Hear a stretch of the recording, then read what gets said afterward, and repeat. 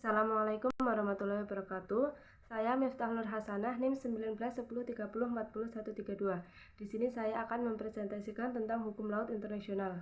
Langsung saja, pengertian hukum laut internasional.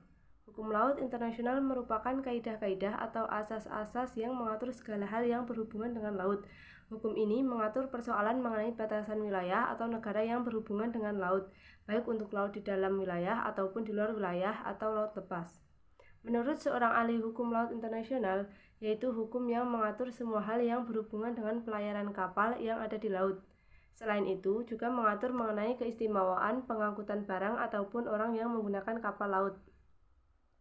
Hukum laut sangat penting untuk keadilan dan kedamaian dunia, karena laut merupakan kekayaan alam yang menyimpan berbagai potensi menarik.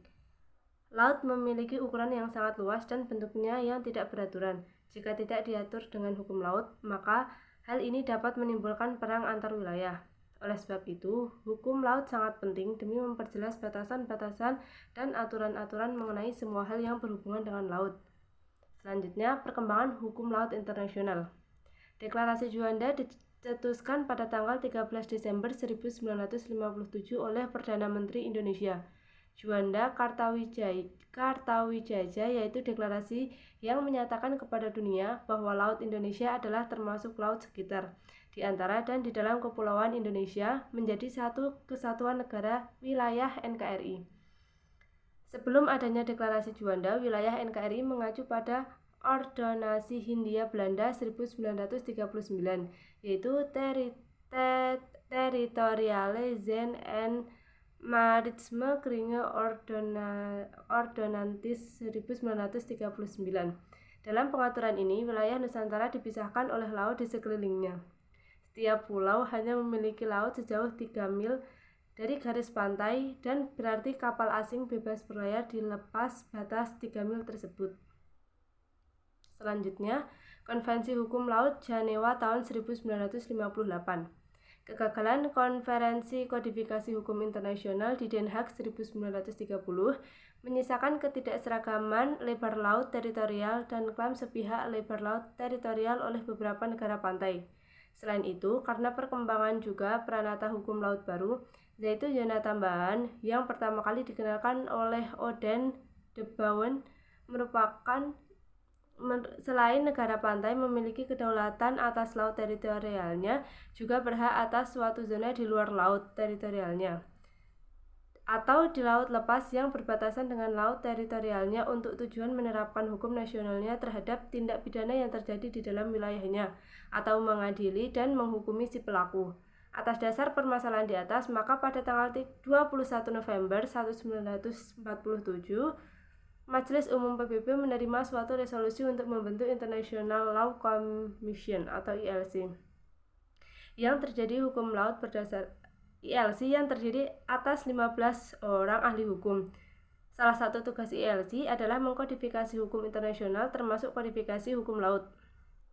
Berdasarkan resolusi Majelis Umum PBB tanggal 21 Februari 1957 disepakati untuk mengadakan konferensi hukum laut pada bulan Maret 1958. Konferensi PBB 1 yang diadakan pada tahun 1958 dilaksanakan di Jenewa dari tanggal 24 Februari sampai 27 April 1958. Konferensi Jenewa diketuai oleh Pangeran Wan Waitayakon dari Thailand dan dihadiri oleh 700 delegasi dari 86 negara termasuk Indonesia. Konferensi tersebut telah berhasil menerima 4 konvensi internasional yang menjadi dasar utama dari hukum laut internasional, yaitu yang pertama, Convention on the Territorial Sea and the Contiguous Zone atau Konferensi tentang Laut, Teritorial, dan Zona Tambahan, dan mulai berlaku pada tanggal 10 September 1964. Yang kedua yaitu Konvensi tentang Laut Lepas, mulai berlaku pada tanggal 30 September 1964. Yang ketiga, Konferensi tentang Perikanan dan Perlindungan Sumber-sumber Daya Hayati Laut Lepas, dan mulai berlaku pada tanggal 20 Maret 1966. Yang keempat yaitu Konvensi tentang Landas Kontingen, mulai berlaku pada tanggal 10 Juni 1964. Selanjutnya, Konvensi PBB tentang hukum laut dan perkembangannya di sektor perikanan. Konvensi Hukum Laut 1982 mengatur 8 rezim hukum laut yang masing-masing mempunyai status hukum berbeda-beda. Antara lain, yang pertama, perairan pedalaman, yang kedua, perairan kepulauan, yang ketiga, laut teritorial, yang keempat, zona tambahan, yang kelima, zona ekonomi eksklusif, yang keenam, laut lepas, dan yang ketujuh, laut kontingen. 8. Kawasan atau dasar laut samudra dalam internasional. Di dalam kawasan atau dasar laut samudra dibagi menjadi 3. Yang pertama yaitu wilayah di dalam kedaulatan negara, pantai termasuk perairan pedalaman, perairan kepulauan, dan laut teritorial. Yang kedua, wilayah yang negara pantai memiliki hak-hak berdaulat atas sumber daya alam, termasuk yang terdapat di zona ekonomi eksklusif dan landas kontingen. Dan yang terakhir, laut lepas atau pengelolaan perikanan di 3 bagian laut menurut Konvensi Hukum Laut tahun 1982.